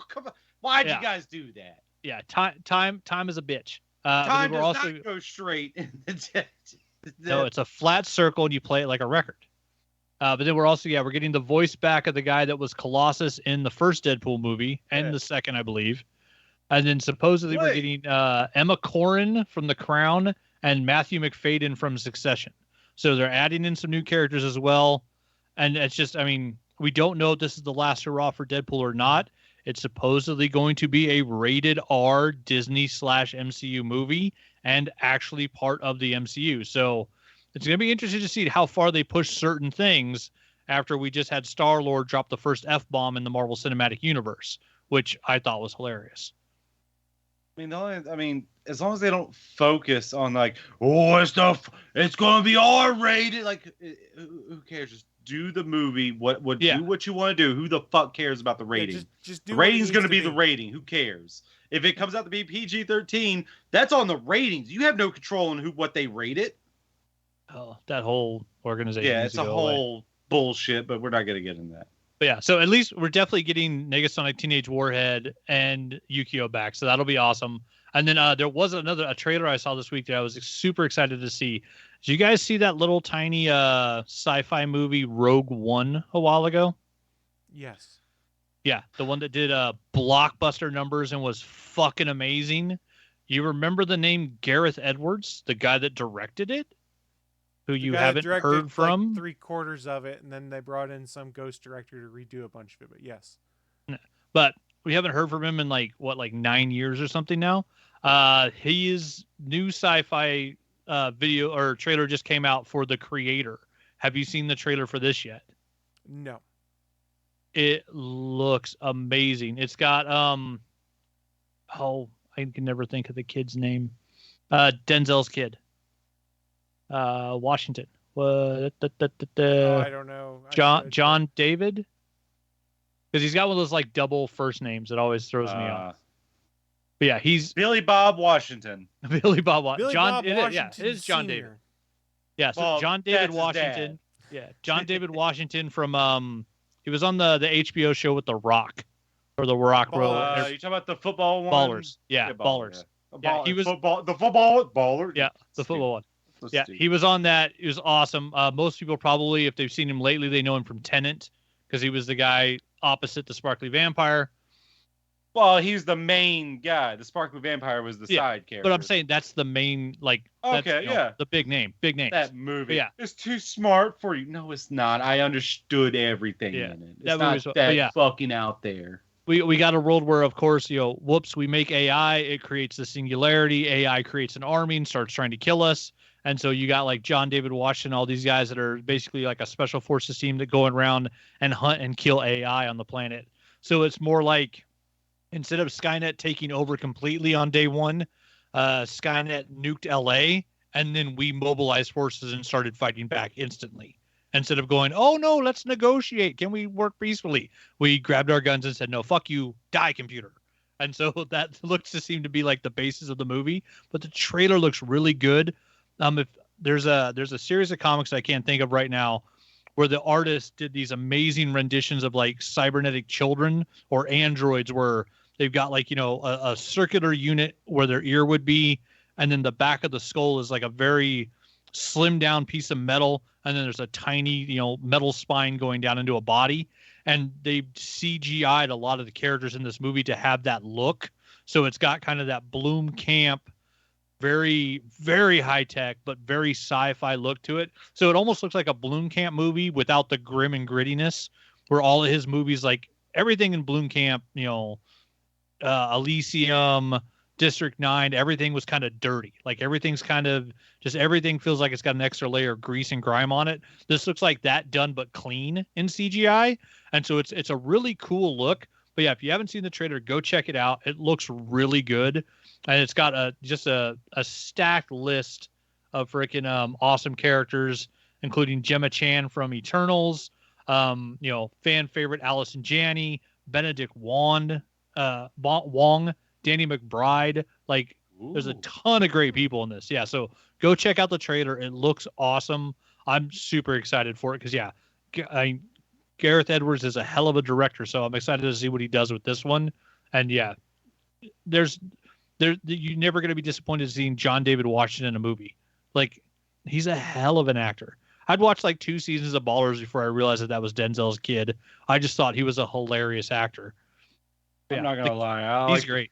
I like that you said Benedict Wong, because at any Marvel movie that's ever had issues, Wong was never an issue. No, Wong's never the issue. They've always written him good. Yeah, Wong is great, and I don't think they could do him. There's no way to get that character or that actor to not be awesome. I wasn't gonna say wrong. I was going for the joke, and I was like, no. I'm not gonna be a basic bitch. I'll let Bachman do that. Yeah, I see how you are. Well, but yeah, so it looks great. I'm excited to look for this one. It's gonna be good stuff. Sounds like it. On that note, though, we do need to start shutting things down, and how we do that is a little segment called What I'm Into. It's our chance to share with you guys watching live the geeky or nerdy things we may get into, because, hey, you may want to go check it out yourselves, and we'll save the best for last, because I'm sure Bachman's had some pretty good adventures going on right now. I'll kick things off, because my stuff's been kind of boring, just been working on some projects around the house, things like that. But I have been playing a little bit of Zelda Tears of the Kingdom. I also played a little bit of Redfall when that dropped on Xbox Game Pass. It's not great, but since it's a Game Pass game, it doesn't really annoy me as much as it did others, but they certainly dropped the ball on it. I've got Jedi Survivor because I was able to buy a digital copy of it for $40 legitimately, and I was like, I won't see it that cheap digitally, anytime soon. So got it. I guess there's a 2.5 gig update they just dropped today on it that's supposed to fix performance issues. Very excited to go start playing that one. But I did start watching a new program on the old television, and there is something great about being able to watch a show that's been on the air since the mid-2000s and is still on the air and be like halfway through maybe, and still have like 90 episodes left to watch. I finally started watching It's Always Sunny in Philadelphia. And all right. It's all on Hulu, which we have right now. I will say my wife is a huge fan of the show. She kept advocating for it. Oh, it's really good. It's really good. She's like, just wait until Danny DeVito shows up, and then it gets really good. And she was right. When Danny DeVito joined the cast in season 2. I mean, couldn't you just skip to that? I don't like skipping stuff. And honestly... Yeah, but it's not really necessary. No, it's not. And that's the thing with Always Sunny is you don't really have to have a bunch of knowledge of backstory or anything like that. They're just standalone shows about terrible people and the terrible things they do, and they're hilarious. And I am fully on board now. I find the show entertaining, and I honestly think they just write to make Danny DeVito do some of the weirdest shit, and it's hilarious to me. True. You'll have to let me know what you think, because that was on my list of like my giant list of shows that I was going through the back catalog of watching stuff, and I think I did 3 seasons because my buddy Marvin loves it. It's one of his favorite shows of all time, and I don't know. I got to the point I was like, this is more terrible people than it is funny, and like I just wasn't laughing anymore. What I do understand of the show is that yes, they are terrible people, but also they don't win. They never win. Ever. Yeah, that's the beauty of it. Like, it's terrible people, yes, but they don't win. They get their comeuppance. That you think they're going to win, and it never happens in anything. They're all terrible people that never win. And Except for one thing. hilarious. I will always back this up, and that is kitten mittens. Kitten mittens are the greatest. Kitten mittens. You got to spell them the right way, though. What is it? Mittins is how he spells I it or have something like no idea. I just remember seeing that little clip of him just sitting there looking as a cat just like flumbles across the table. It's fucking great. And you just got Charlie Day looking at the camera while the cat does it. It's fucking great. That one little gif I've seen. The show fucking is great. love kitten And I'll be mittens. honest, what probably got me to go and give it another try is I really enjoyed the Welcome to Wrexham sports documentary that's on FX and Hulu, which is Rob McElhenney and Ryan Reynolds by a football club in Wales, and it's the story of what happens with that. And I was like, I like Rob McElhenney as I was watching that, and he had some of his Always Sunny people on the show a couple times visiting him and stuff like that. I'm like, I like him a lot. I should give that show a try again, and that's part of what did it for me. But I don't know why I resisted, because like I loved Glenn Howerton in AP Bio. Like AP Bio, I thought was a great show. I loved it. Again, it was another terrible character, but Yeah, and that's one I've never seen an episode of either, which is weird because who's the star of that? Glenn Howerton. Of AP Bio? Yeah. Okay. It also had oh my god, why am I having a brain fart right now? Patton Oswalt right? was in it. He wasn't the star though. He was a secondary character. Okay, I guess maybe with the advertising and stuff, I thought that it was a Patton show. It's No, not Happy. No. Oh, Happy was so good. That was good. Yeah, so I am hard on board with Always Sunny in Philadelphia. I have enjoyed it a lot, and a lot of that enjoyment comes from Danny DeVito because he is just hilarious and seemingly commits to everything. And good for him, man. The only thing I also remember is rum ham. I don't know. I just watched that The episode. ham soaked in rum. That's all I know. And they're stuck in a pool, I No, think. they're in the ocean. So I think it's a different one where they're stuck in like a pool, like no water in the pool. Was it de-watered pool? There's a better pool? term. Yeah, I guess an empty pool. Yeah, that's the way to say it. I'm just being dumb. I don't know. I really enjoy it a lot. You just have to keep in mind that the characters are bad and never win, and part of the enjoyment is the comeuppance they get in the end. I guess, yeah, there was some about it. I mean, like, because The League is full of bad people, but I love that show, and it makes me laugh still, rewatching it like 10 times. I was 3 seasons in, and like, I don't know, something about Always Sunny, it fell off for me. But I'm glad you enjoyed it. That's awesome. Yeah, my buddy Marv, it's his favorite show. What else was there? I watched The Diplomat on Netflix, but I think I talked about that before. It was only 8 episodes. I enjoyed that. I was bummed when I saw that, oh my God, I'm forgetting the name of the cartoon now, but John Mulaney and Nick Kroll's cartoon about kids growing up with the hormone monster. Big Mouth is ending after this season. It's still going? Yeah, the fact that they've gotten like 5 seasons out of that show. Is it 7 now? Wow. 6 or 7. Yeah, good for them. Like, I mean, that was a cartoon I can't imagine. I was shocked when it got greenlit for a 2nd season, to be honest. And it's had with like 2 weird spin-offs now. Yeah, which is weird as it is. Like, it's so strange. It's great, but it's so fucking strange. I'm sure there's other stuff I've been getting into. It all just kind of blurs together, though. So, Willie, what you been getting into, buddy? So, I got into some games here. Let's start off with a bigger name since we already talked about the company earlier. Disney is putting out a kart racer, a soon-to-be free-to-play kart racer. If you want to get in now, you have to buy a Founders Pack to get into it right now because it's kind of like pre-release. I don't understand. I don't fully get what they're doing, but it will be free-to-play. I don't know the date when that's going to happen. I got the Founders Pack because I was like, I like kart racers, and the online's probably pretty good on here. I don't have to worry about the Switch and play Mario Kart. And, boom, just already get on it, and it's, a console I have that I can play multiplayer on. Yay. So, Disney Speedstorm. It is the kart driving works. The mechanics do work in it. It is fun. It's a little bit gotcha in it, but without putting any more money than the bare minimum of just getting into the Founders Pack because I was interested. I haven't really had any issues on leveling up characters and things like that. It's a pretty fun experience. The Disney needs to pay whoever they hired to remix the music. they need to pay him more or them more, whoever it may be, because they did a great job. Some of those remixes, I'm like, this does not deserve to be in a Disney game. This is too good.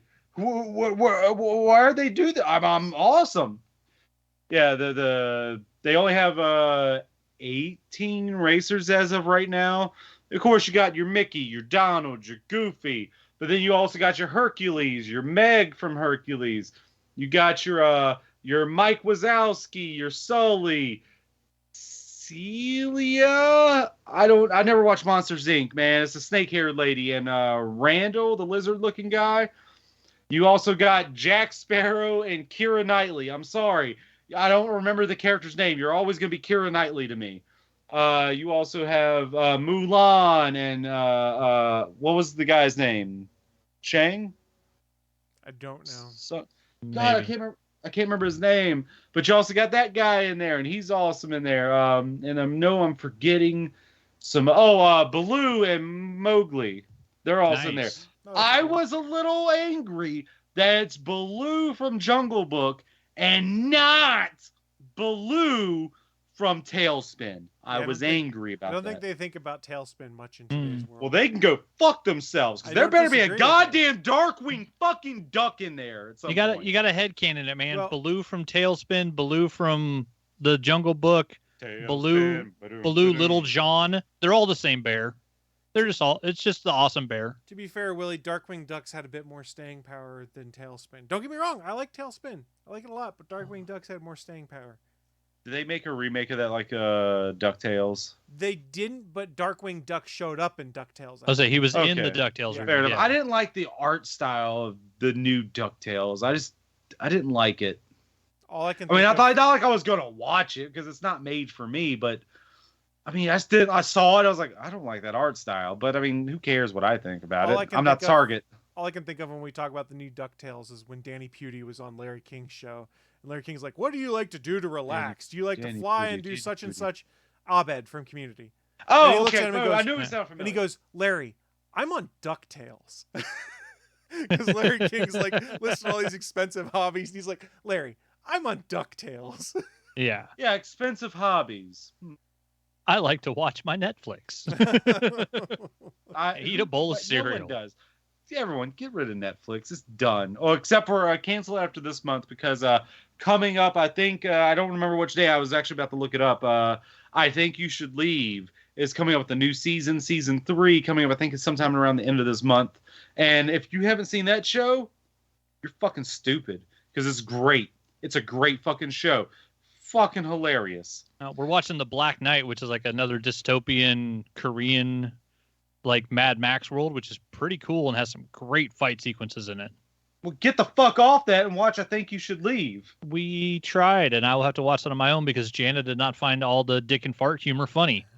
Dick and fart. I don't even remember that. I used to be a big piece of shit. I'm not anymore, but I used to be. We'd go down there and we get our steaks and we make them all sloppy steaks. That's where you take water and you pour it on your steak. That's the whole bit from the show. Sloppy steak. I used to be a huge piece of shit.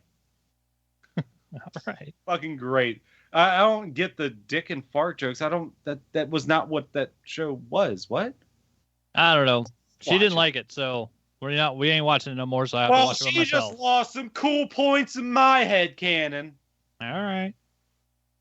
But also, other than that, I also got another game. A game I've mentioned in the past, and it has finally come out. I don't have to pay $250 fucking dollars for it to get the Wii version. No, because Dokapon Kingdom has come out for the Switch. I'm sorry, Dokapon Kingdom Connect is the new title. And the online actually works. I'm surprised by that. Kudos to them for actually get it to work on the Switch. Although I was talking to people through Discord using my PlayStation, so because Switch ain't got a chat system on the console so without bad. using a separate device that you may or may not have. Because yes, there are people that don't have cell phones. Nintendo, There are. Get it through your head. You're not Blizzard. You got a phone, don't you? Fuck off. Fucking Blizzard shooting themselves in the foot. Oh, yeah. And also in other news, Blizzard sucks again by canceling the PvE version of Overwatch 2, which, I'm sorry, let me look back. Oh, yeah, was the whole point of Overwatch 2. We don't have enough people to work on. The fuck you mean? Did you not hire a whole other team to work on this whole separate part of the goddamn... I don't understand it. Why do people defend Blizzard? Fucking blow my mind. You guys are fucking morons in my brains. The people defending them, if that's you, I'm sorry to insult you. But also the Blizzard themselves. Stop defending them. There's nothing to defend. You can't defend that. But yeah, Duck Von Kingdom. Other than that, Nic Cage. Nick Cage. Fucking Cage. Yeah, Nick fucking Cage. Fucking Cage! I got away from the mic. I opened up for that. All right, Bachman, you get to wrap things up for us. You've had the most adventures, I'm sure. See how fast I can get through this. Yeah, so we got married on Thursday. So on Star Wars Day, I put my engagement ring on my right hand, and I put my new Mandalorian ring on my left hand. And so, yeah, went from one Mandalorian ring to another Mandalorian ring. Everything went well. We got a bunch of great pictures done. We had some good food. Nobody smashed cake in anybody's face. It was fantastic. Then we went home, cleaned up, opened up all, our gifts and our envelopes and everybody, and got a bunch of really cool stuff. And then, basically finished packing, throwing in like our iPads and everything into the bags, and then went to bed as early as possible because my sister's flight out was at 5 a.m. and ours was at 6 a.m. So we had to be to the airport just early as fuck. And so, flew Boise to Seattle, Seattle to Honolulu. By the time we got there, it was barely noon because you're flying, and catching up with time zones, which was really weird to fly for 5 hours and it only be like 2 hours later when you land. I'll say, what time was it supposed to be for your local time? So by the time we landed there, so it was like 11:45. So it would have been 4:45 in the afternoon here. Okay. Yeah. So it's a 4-hour time difference between the mountain and Hawaii. What is Hawaii's time zone on? Like, what is that called? I know Pacific is the West Coast. Yeah, I'm not East sure Coast, what the actual time zone Central. is called. But yeah, it was enough to where like, and also on the way back, like I got jet lag for the first time ever.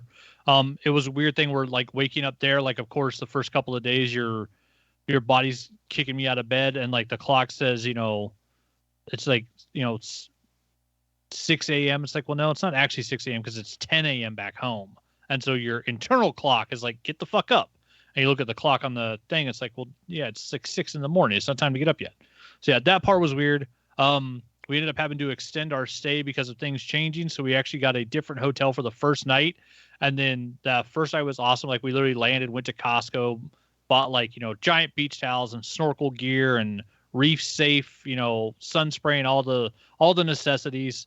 We got a Turo car instead of an actual rental car, which is like, Verbo, Airbnb. It's Airbnb a person. Cars, yeah. It's like a person renting out their car, which is awesome because people, there's a lot of car burglary in Hawaii, all sorts of signs that tell you to like lock your car and hide your possessions because it happens all the time. So one of the reasons we want to do a Turo was because if you're driving around in a local car, kind of hoping it wouldn't get tagged or smashed by anybody. And as far as I know, after, 7 days, no one had ever touched our car. Every time we came back to it, it was perfectly fine. Nothing was ever missing. So that was awesome. The car we got was a nice Toyota Camry, like a 2013. So it drove around really good. And I did a ton of driving on the island of Oahu because everything you want to go to is like 45 minutes to an hour and a half away from where like the 3 big hotels are, where the Disney Alani, the Marriott, and the Four Seasons are. There's like one restaurant that's near there, and then everything else is on some other part of the island. So you're just hopping on the freeways and driving. And Hawaii has awful freeways. They are just torn up and beat and just, that not quite that bad, but also and weirdly, like most of the time you're on the freeway and you're doing 35 to 45. because like it'll go down to 2 lanes and you're driving real slow. So it's just really weird to get used to like the traffic there, and the fact that in the 35, 45 mile per hour zones, most Hawaiians are doing 50 to 60 miles an hour, but it's the majority of traffic, so it's not bad because the flow is pretty fast. But then when there is like a pile up of merging highways, it was really bad. People just use the zipper method properly. Come on, it No, works if you do it properly. They don't know how. But yeah, so no one does. The first night we were there happened to be Friday, May 5th, which was the release of Guardians of the Galaxy Volume 3. So we found a local theater right next to the hotel we were in for that first night. Walked over to it. This gorgeous place had a actual like full bar along with their concession stand. We got an awesome little like collector's cup with basically like a s'mores shake done in it and like Pocky sticks put in it, which was just fantastic. Went and sat in the theater and giant cushy seats. Like it looked like a theater that had just been rebuilt and redone. Super fun, area. We ended up after the movie, we went and got actual ramen from a ramen shop and then took that back to the hotel, ate it, and just, called that the first night, made it nice and easy. But yeah, Guardians was great. Like it's sad. There's parts of it that are vicious and hard to watch because there's basically what the High Evolutionary does is animal cruelty. Like that's what the character does. He's awful, but it's a great fucking movie. And it's awesome now seeing like James Gunn and like some of his, like his wife and his brothers and his friends running around wearing shirts that say Lila, Rocket, Teeth, and Floors, which are the characters from the 4 animals that is Rocket's little group of friends from when he was young. Yeah, it's a great film. It's a solid end to a trilogy. It's 100% James Gunn. I've ridiculously heard like reviewers talking about like it was a bad movie. It's like if you think that's a bad movie, you don't understand film. It's a great film. Like it has a perfect 3-act structure. The weird thing was that they took Adam Warlock, who's supposed to be like one of the big bads of the Marvel universe. I mean, in the original comics, the dude was born with an Infinity Gem in his head. That's how powerful he is. And in this, he has kind of a stone there instead of an Infinity Gem because they're not dealing with those right now.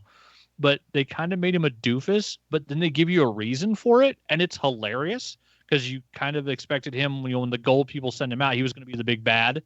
And yeah, they kind of like subvert expectations there, but in a really good way. And Will Poulter's hilarious as him. He's great as the character. But yeah, it was awesome to see what each actor got to do as kind of like the farewell to the Guardians. And yeah, I absolutely loved it. It was a great film. I can't wait to see it again. I want to see the classic comic day where it's like, you said you guys are getting paid, just have him there. Like, you guys are getting Infinity Stones? Yep. Yeah. They could do that with him now. Yeah, it'd be good. Yeah, I'm trying to think of just all the other shit we did. We ran around, did so much stuff. Like I got to go weirdly at 45. I have never been in the ocean, or I had never been in the ocean. I was a sailor for 6 years. I spent 4 years on a boat. Part of being on that boat is you don't get in the ocean. I was on a boat in the ocean. I had never once put my toe in salt water. It had never happened. I got in the ocean at the bay at the Waikiki hotel where we stayed, and we ended up spending like 2 hours just swimming around in the bay, me and Jana, and it was fantastic. I had a great time. And then on, I think it was Thursday near the end of our trip, during like a rainy overcast day, the weather sucked. The wind was blowing.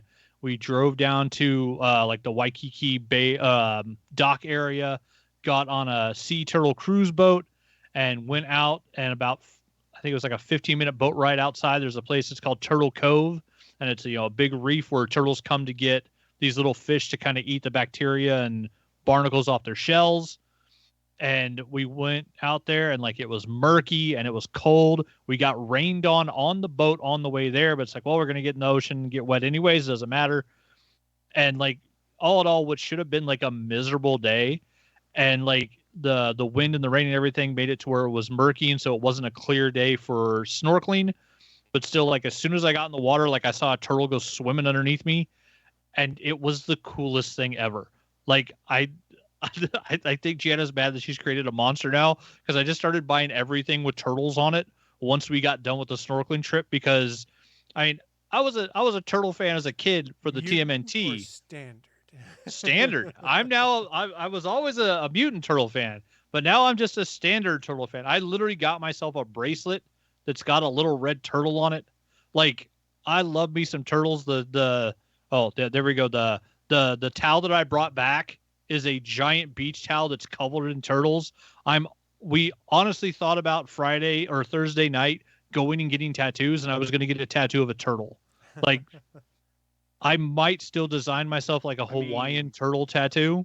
You could get the greatest turtle of all time. Donatello? No, the one that the world sits atop of. Oh, yeah. Modern.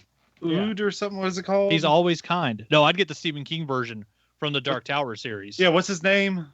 In that storyline, he's called Modern. Okay. I think that's what Stephen King called him. What do they call him in It? I don't know. Give it a name? I'm not sure. I think he's had different names. But yeah, the turtle that holds up the world. Yeah. But yeah, just ridiculously not something I expected. I didn't think I'd have that much fun. She's like, it's murky, like you can barely see. They keep making us swim around. So like part of snorkeling is like it should be relaxing. You should just be kind of floating there, looking down and watching the wildlife go underneath you. And like we had to keep moving over here and moving over there, and like the tide kept pushing us away from the reef. And so it was basically like an hour of nonstop swimming in the ocean, which is really tiring. And still, I had like the best time ever. So she's like, when you actually get to do relaxing snorkeling, you're really going to love it, where you can see everything. Yeah, we saw a bunch of different colored fish, a bunch of like eels, and just a ton of these huge sea turtles down there having, their shells cleaned. It was the coolest thing ever. I fucking love snorkeling. In the 1 week I was there, I got in the ocean twice, had a great time every time, and never once saw a shark. And so, yeah, it was fantastic. I loved that part of it. Shark's only in Maine. But we had a great time. It was a really good trip. The flight back was awful. Jet lag, flying the wrong way. Had a red eye where the guy behind me snored for 4 hours straight at a volume level that drowned out the earbuds in my ears, so I couldn't even hear the movie I was watching. Yeah, I think Willie was in the seat behind me, loud as fuck. I'm sorry, I can't help snoring, man. I can't stop it. I mean, when that's the only thing that really goes wrong on like a 7-week vacation, flying all the way to Hawaii and back, I can't really complain. I came back with a little bit of food poisoning, which that part sucked, but I'm just grateful that happened after the honeymoon and not during, because it would have been so much worse if we landed in Hawaii and then I was sick for 4 days. So I'm very happy that happened. And then, we've had some really cool stuff. We went through like going through all of our gifts and everything for the wedding. One of our friends that we used to work with, Karen, gave us $100 gift card. So we actually went and did like our first purchase as a married couple. We got ourselves a new vacuum because we really need one because the vacuum we had just died. And so we have a vacuum showing up, I think, today or tomorrow. Exciting stuff like that. Exactly. It's good shit. And it's something that we really need. So like we were super thankful to get that. And then let's see. So we did that. And then, also because my wife loves me, the 5th was also free comic book day. So we also, or not the 5th, the 6th. So the 6th was free comic book day. So I found a game comic book store in Honolulu and she agreed to go there. So we went and got our free comics and we got free bookmarks that actually say Hawaii on them. And then I picked up a mini for me. And so I then also said, I could get one for you and just paint it. I'll do the paint job if you find one that you want. And so, of course, she found from the Marvel game Crisis Protocols, we have the miniatures of Rocket and Groot. So I've now got a Rocket and Groot to paint for her. And it's, kind of the giant Groot and then little tiny Rocket with a huge gun, which, to be expected. So I'm going to paint those ones up for her. But yeah, for my Chaos Space Marines is a character I've been looking for a while called Harkin the World Claimer. And I found him there. Nope. Why is it so shiny? So yeah, I got me the Herald of the Apocalypse, Harkin the World Claimer. And so now for me, this is going to be Honeymoon Harkin, and he's going to be part of my Chaos Space Marine army. And once I build and paint this figure, which is one I've been playing on the Tactics game, and I love his abilities, I'm going to happily be playing my Chaos Space Marine army and always remember my honeymoon, because I got this character on my honeymoon because my wife lets me be that much of a geek. And like doesn't dissuade me, and actually had fun going around the store and looking at stuff. It was awesome. And then since we've been back and I've done a few days worth of work, I've gone through and I finished all of season 2 of Picard. I have got 4 episodes into season 3. So like I've seen Worf now. Met Jack Crusher. Son of Mo. Met the young LaForge. I'm really loving what they've done with that show, and I'm excited to watch the rest of it now that it's all done. And then HBO dropped season 6 of Rick and Morty, so I'm like 4 episodes into the new season of that. I just watched the one with the Night People, which was a hilarious, terrifying episode. And then I watched the actual like making of on the episodes afterwards, which was fun because sometimes they have like Dan Harmon or Rob Schraub on there talking about what like the influence was. And like that episode was literally supposed to be a John Carpenter Rick and Morty episode, which it is kind of terrifying. But yeah, just enjoying the hell out of the show. I'm just super excited. I'm one of those people, I can't wait for Rick and Morty to be done. I want my 10 season DVD or Blu-ray box set. That I want my Rick and Morty portal set that has all 10 seasons and all the bonus materials, so that at some point I can sit and just watch all of it start to finish. Because I don't know, it's stupid, but I love that show in a way I don't think I've ever loved a cartoon.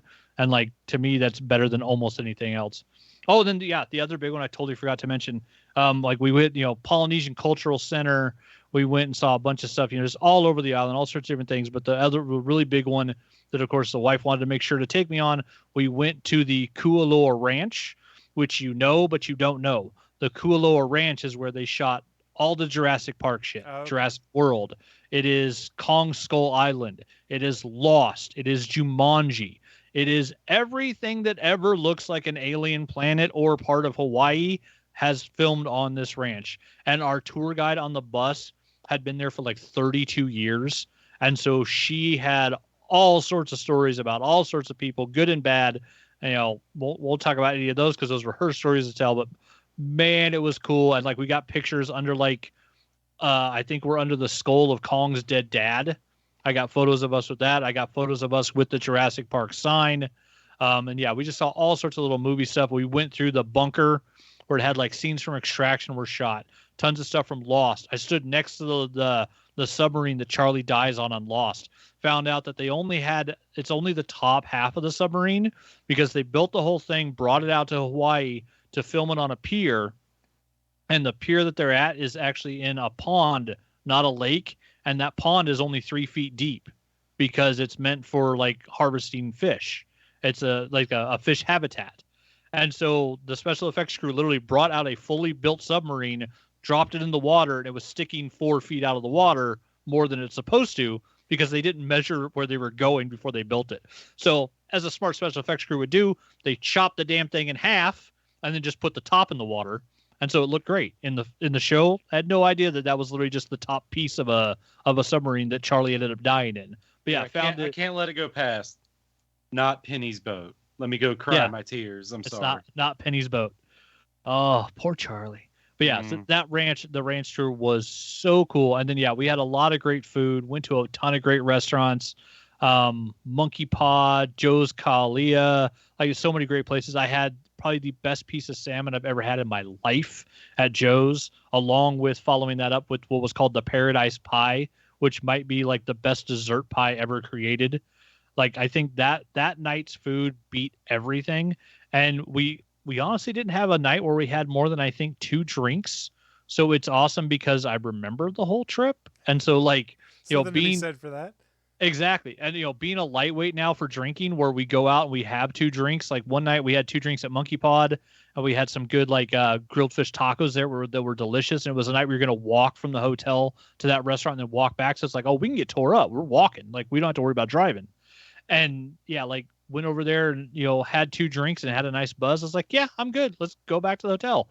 And so, yeah, it's nice when you do lose that tolerance because it does make it a hell of a lot cheaper. And that helps because, man, Hawaii was expensive. Expensive, I've heard. Yeah, I'm sure having no tolerance was pretty helpful. Yeah, there. even after I understand why it's expensive. Everything's export or import. Yeah, exactly. And so it was one of those things where, like, even after all the help we got from people, once we came back, we looked at our credit card bill and we were both kind of like, ugh, okay, well, I might need to work a little overtime in the next couple of months. And Jana's honestly thinking about a second job, but that's more for fun, but would also help with the credit card bill just to pay it off faster because we basically went on our honeymoon at almost zero debt. Like we own our cars. Of course, we have a mortgage. But other than that, like we were, like most people were not really drowning in credit card debt. And so we were really happy about that. And so we want to get back to that and then That's plan the the way next to be. vacation. Exactly. And then plan the next vacation and do it all over again. But yeah, you get rid of the credit card debt first, then plan the vacation, then go have fun. Yeah, it was a great trip. Like I'm so happy with like every choice I made in the last week, other than getting that one food platter on the Alaska flight. Because yeah, my own company poisoned me, people. It's not cool. Not cool at all. And like today's the first day I really felt good and not like needing to run to the bathroom every 5 minutes. Like it's been an awful couple of days back, and I had to work for the first 3 of them. So yes, Sunday, Monday, and Tuesday were awful this week. But starting next week tomorrow, starting my next week tomorrow, and everything should be back to normal. And now we just kind of get used to the married life. Get used to having to live regular life instead of fun life. Exactly. Oh, and also, I'm now someone that wears a fedora. Should we call you Dr. Jones? I got a hat on the island, and I love it. Willie, are you okay there? Willie's happy. He loves my hat. Are you saying Willie is hat happy? He is. He's hat happy indeed. Can you do me a favor? Can you tip it and say, "Milady"? Milady. You weren't supposed to fucking do that. I'm making fun of you. Doesn't really work if they lean into it, does it? I didn't even look at it. I did. I don't. Oh, Milady. Oh wait, I'm looking at you over there. I'm looking over here. Milady. You're no fun. Why are you raining on the parade? I don't ruin on parades. The people who wear fedoras rain on parades. No, Nope. I love it. With piss. I'll piss on your parade while wearing my fedora, you son of a bitch. Joke's on you. I don't go out. Joke's on you. I'll do it in your living room. Bring it. Right to defend. Right to defend. Yeah, I'll challenge you to a jousting competition, and we'll see who wins there, But yeah, that's what I've been getting into. It's been a hellaciously busy couple of weeks. Oh, thank God. It's gone. Like it. But on that note, we are going to start shutting things down because I have to go and start making dinner here in the next 45 minutes or so. But friendly reminder, we do stream this show now. We're back on a regular schedule once a week. Days kind of fluctuate. Pay attention to our social media. We'll let you know when we're going to stream. But we talk about geeky, nerdy, fun things and just kind of geek out and have fun together. If your first time watching it is today, hope you guys enjoyed it. And if you're a long-time listener, we do apologize for our extended break. It's just, hey, stuff happened. I don't think we have any plans of taking an extended break like that again, though, unless Willie's getting married. Willie, are you getting married? For those on audio, he is shaking his head definitively. I am slightly shaking my head because obviously he is disapprovingly shaking his head no. So, Willie, are you saying if you decide to get married, we need to talk you out of it one day? No, because you won't ever have to. If Willie comes on this show and says he's getting married, I think that's his distress phrase. We need to go visit him because something's wrong. Yeah, that's when you know he's been kidnapped. Yeah, Willie's someone been off camera's holding a gun. Screen. Yeah. But on that note, friendly reminder, we do stream this show live every week. Stay tuned on @ATGN Podcast on Twitter is the best way to see what our schedule is. We'll also tweet it on our personal accounts, which you can find in the show notes and in the credits at the end of things. You guys have any final thoughts you want to share with the people before we shut this down? I like turtles. Oh, okay. I want his face off. No more drugs for that man. I can't wait until the Nic Cage update comes out so I can get all you guys' impressions on it. I'm very excited for you. Yeah, I'm just so excited to see what they're going to do with the cosmetics on him. Like, what kind of outfits are we going to get on Nic Cage? His face. Oh. There's one thing I'm worried about. What happens when you get injured, Bachman? You scream. You start making sounds. Bees! What are those sounds the that he's bees. gonna make? Not the bees! That would be awesome. I want a cosmetic of him wearing that bear outfit as he goes and just cold cocks that woman running by her. I mean, to be fair, creepy cult, she deserved it. Yeah, but still hilarious. On that note, though, not the bees. We're going to get out of here. We'll see you guys next week. Thanks for sticking with us through the off time. And hey, we're back. See you guys then.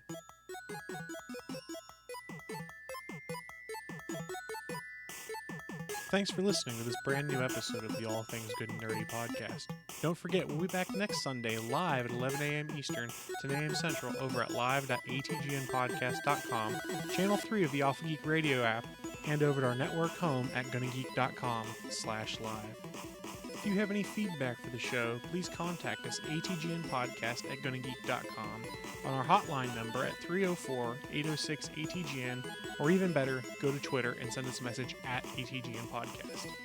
The music you've heard in this show is produced by Kevin MacLeod and can be found at incompetech.com.